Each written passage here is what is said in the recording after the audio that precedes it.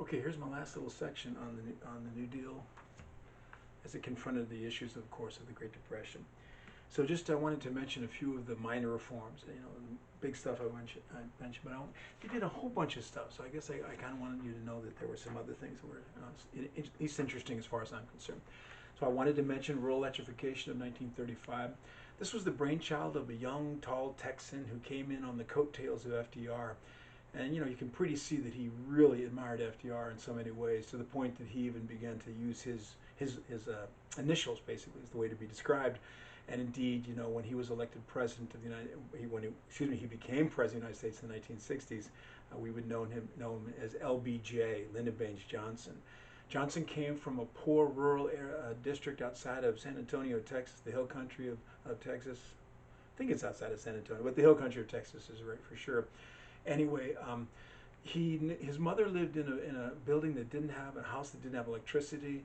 He remembered that she had to go down to the creek, basically to get the water and bring it on up, and it was resulted in her sloped shoulders from endlessly hauling buckets full of water up the hill. And, he wanted her to live a better life if they possibly could. So he began to promote this notion that they would begin to electrify the entire country, including all the rural areas. The primary reason that this is not done in a private way, of course, was because someone would live like 10 miles off of a main line, and there would have to be 10 miles of telephone, the poles, of course, and then 10 miles of the power lines, and that just didn't pay. But the government didn't mind doing this, of course, because it created jobs. They needed people to put those telephone poles in, and people to put the power lines into it. So by the time it gets to 1940, because of things like rural electrification, you pretty much have a 100% grid. If you don't want electricity at that time, if you don't have it, you didn't want it. You don't want electricity coming in your home. So rural electrification was one of the interesting results, of course, of the New Deal. Another thing that's interesting and controversial was Indian Reorganization Act of 1934.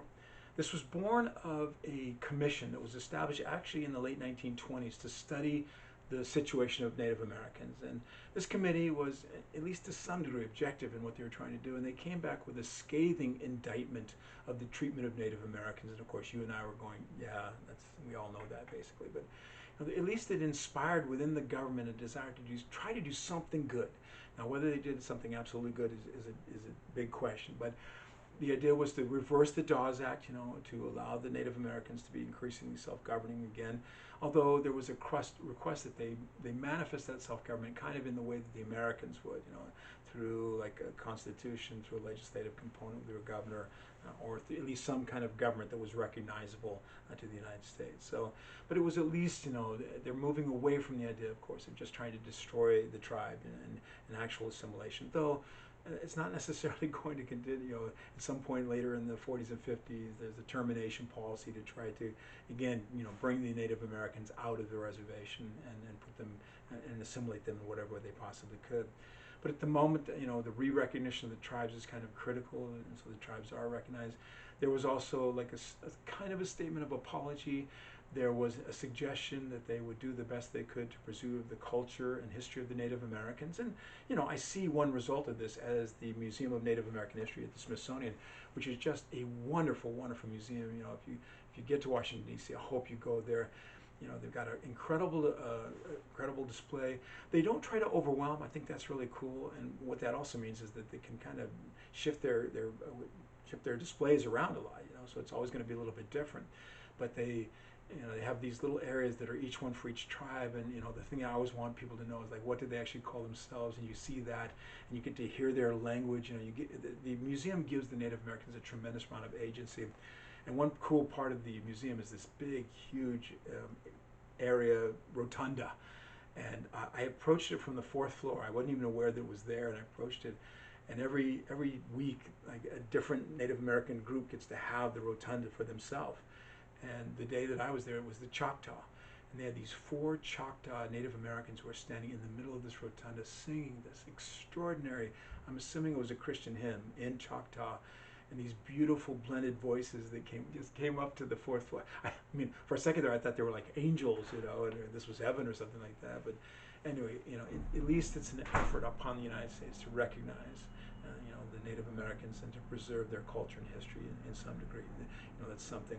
There also was at least a statement to return lands to the Native Americans.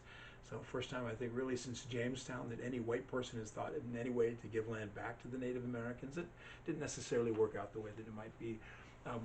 One thing that it said, they put some stuff in there that I think they later regretted, that abandoned federal lands could be occupied by Native Americans or could be returned to Native Americans.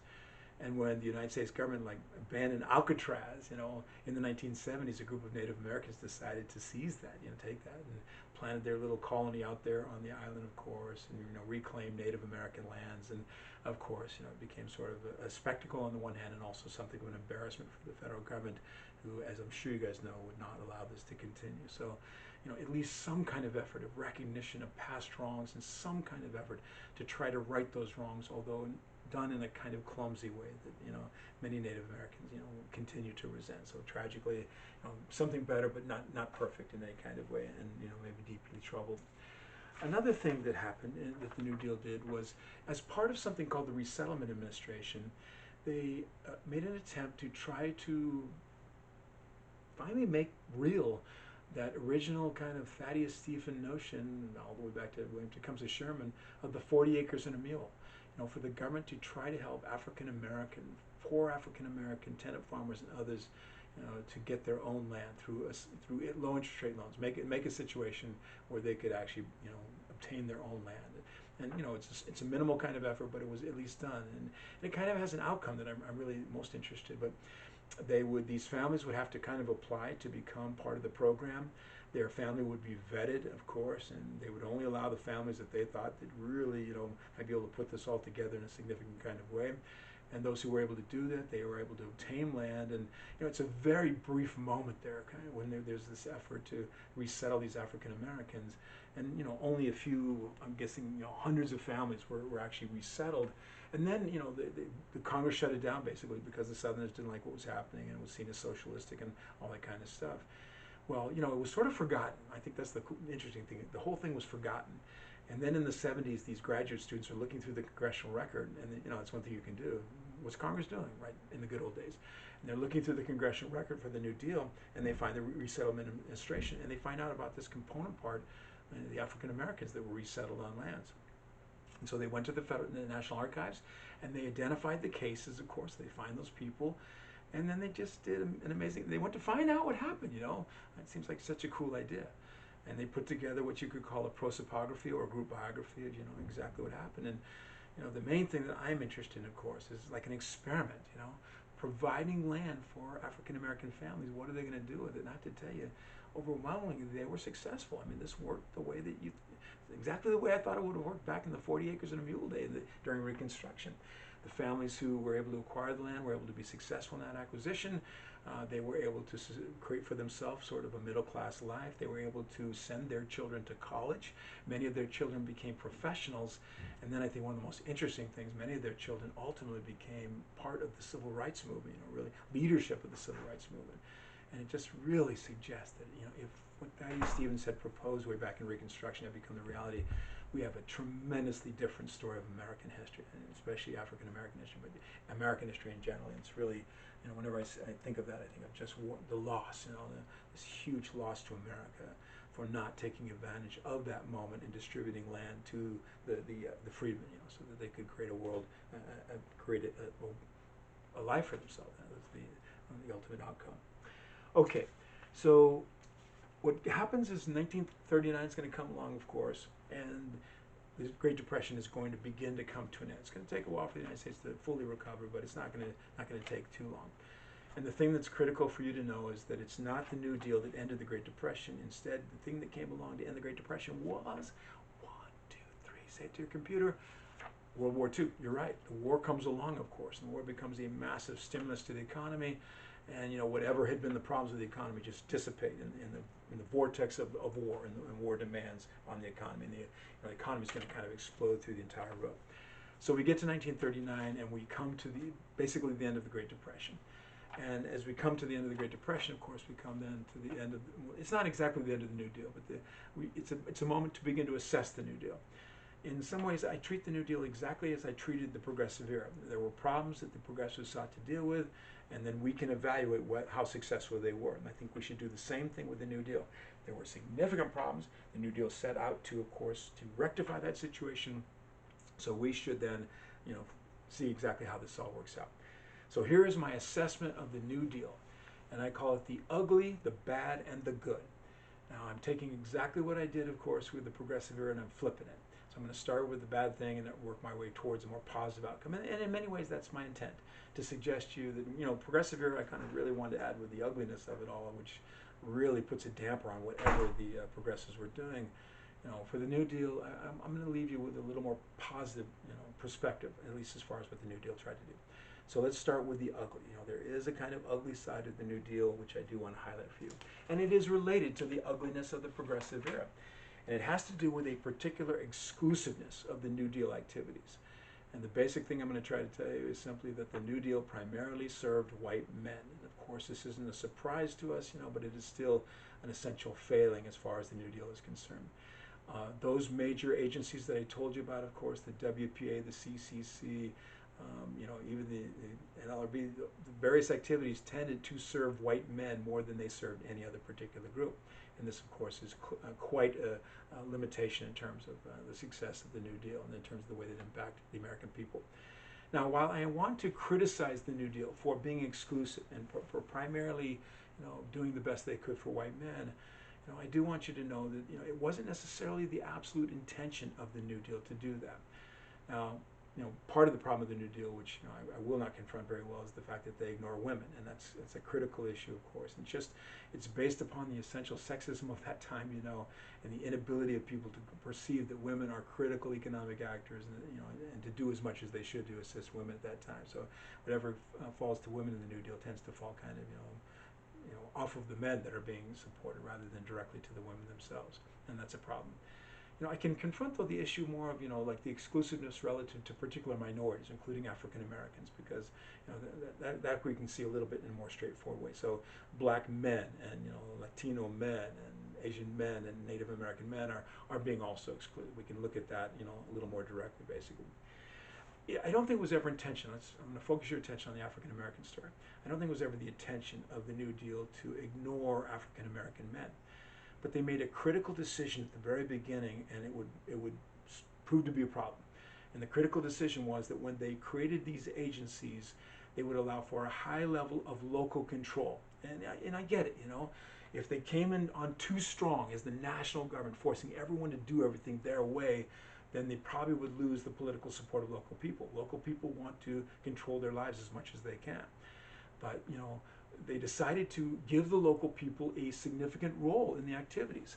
So what that means in real terms is that, when you have the WPA in Alabama, it's going to be run by Alabama people. And when you've got the CCC in California, it's going to be run by California people. And the problem is then you unleash the local prejudice. So in Alabama, the WPA is going to be lily white. That's just the way it's going to be. And of course, in California, the CCC is not going to include Latino men. It's not going to include Asians necessarily. And in Montana, of course, they're going to try to ignore the Native Americans if they possibly can. So allowing local prejudice to be kind of the dominant expression of their policies often, of course, meant that exclusiveness was going to be a problem expressed by the New Deal, no doubt about that. Now, while that's, negative, even the ugly side of the New Deal kind of has a silver lining to it. I'm not exactly sure if this is true, but I'm going to push it. I think that Franklin Roosevelt may have been the first racial liberal president. Teddy Roosevelt shows little inklings of that. I mean, he invited Booker T. Washington to the White House. So, I've never really studied the racial attitudes of Teddy Roosevelt, but Franklin Roosevelt seems very different in this regard. He was the first president ever to include a black person in his cabinet, an African American in his cabinet. And intriguingly, she was a woman. Of course, it's a tautological statement, but I'm trying to emphasize the point. She was an undersecretary for labor, Department of Labor. So, he's including an African American. He doesn't seem to have the same kind of racist notions that others. And he doesn't do much about it. One of the things that was presented to him was like anti-lynching laws, a federal anti-lynching law to try to stop this. And he's sympathetic to the idea, but the problem was that he knew that there would be so much political opposition from the South, and his objective was to keep the Southerners, of course, on the side of the New Deal. To lose them was going to be a problem. And he made that, it seems like his idea was, I'm really sorry about the racial situation, but we have got to win the Great Depression. We've got to defeat the Great Depression if we're going to make this thing happen. So, he was always his priorities were more, of course, to confront the recovery of the economy than they were to confront the issues of something like civil rights. So I do believe he was a racial liberal, but that doesn't mean there's going to be much of a benefit that's going to happen for African Americans. Now, if FDR was perhaps a racial liberal, the thing I can tell you for sure was that his wife, Eleanor Roosevelt, was a pro-civil rights advocate in no uncertain terms. I mean, she's amazing in this regard. There are, if you check it out, there are hundreds, if not thousands, of pictures of Eleanor Roosevelt with black people. She took pictures time and time and time again. And if you ever see the miniseries The Roosevelts by Ken Burns, you see these. And of course, there's a statement being made there. She's a woman who wants to bring attention to, she's a powerful person who wants to bring attention to the situation, the plight of the African American community. And so she is there with them, smiling with them, of course, bringing her prestige and her position to them endlessly. And so this became, clearly you have an administration, and there's others within the administration that are kind of the same ilk as Eleanor Roosevelt. And I have to tell you one particular story about Eleanor Roosevelt because it just kind of shows her attitudes. She had arranged for a woman by the name of Marian Anderson, an operatic singer, very excellent operatic singer, to sing in the auditorium of the Daughters of the American Revolution in Washington, D.C.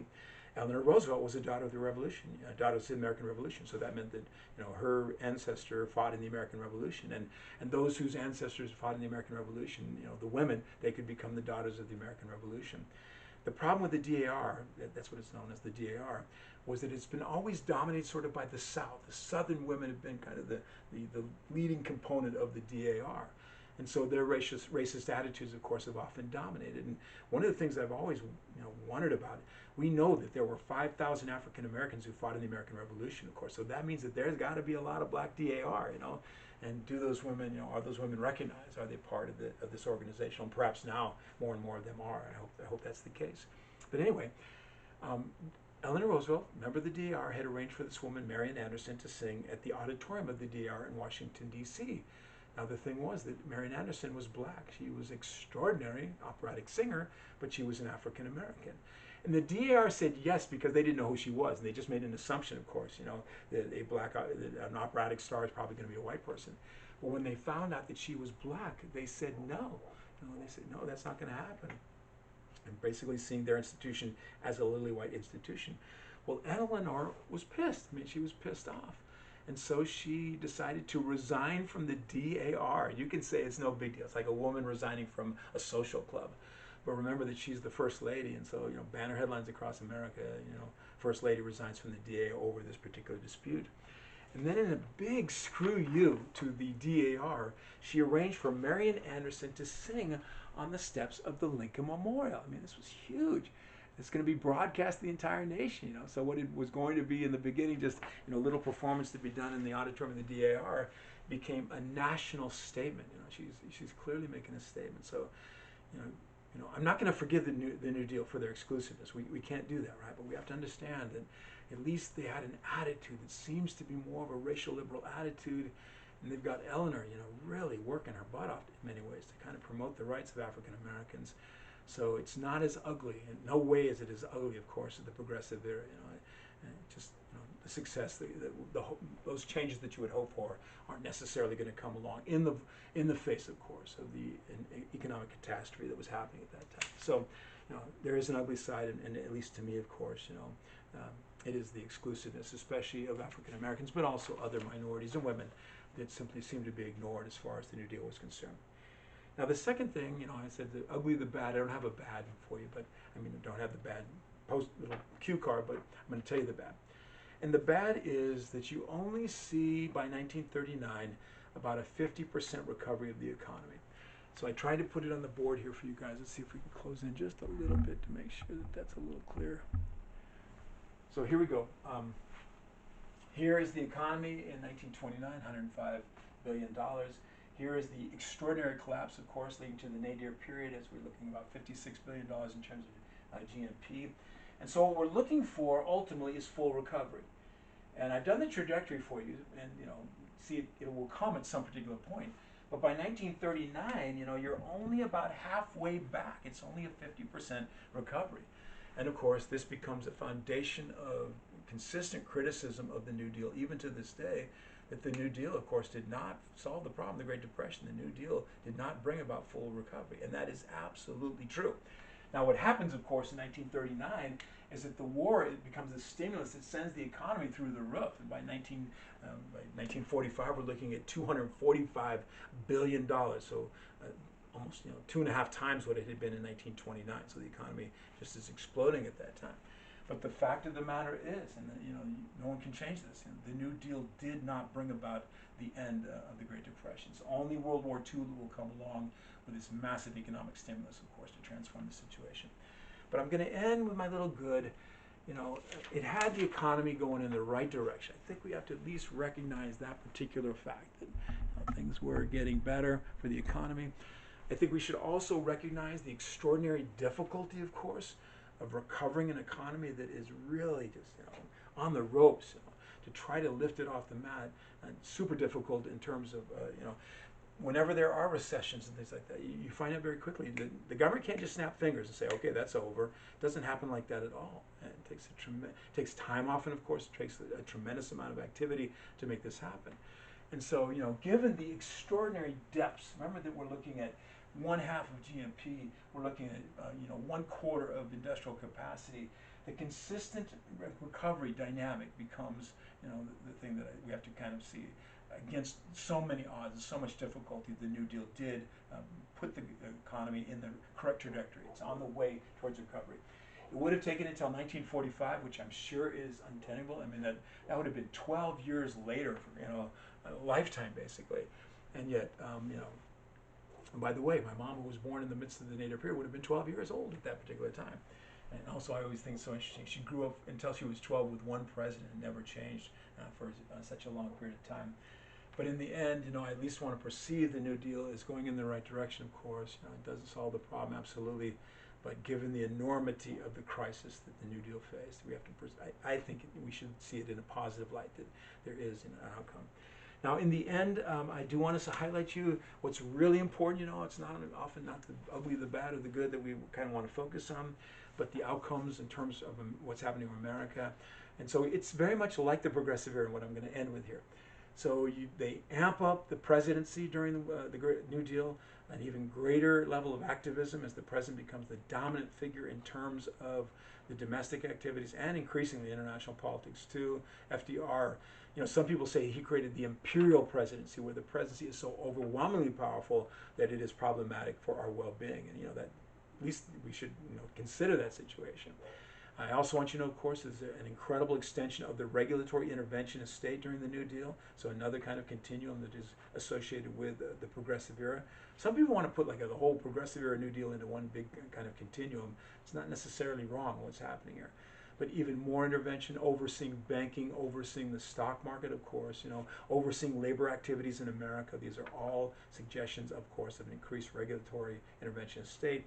And then the one significant difference from the Progressive Era, while the Progressive Era just had the inkling of the welfare state, now the New Deal, especially with Social Security, begins the implementation of the welfare state on a trajectory that might lead to what we call the nanny state. There are going to be people who are going to be hostile to the notion of the interventions of the government in terms of the welfare of individuals. But clearly the New Deal is a huge step forward in terms of the welfare state.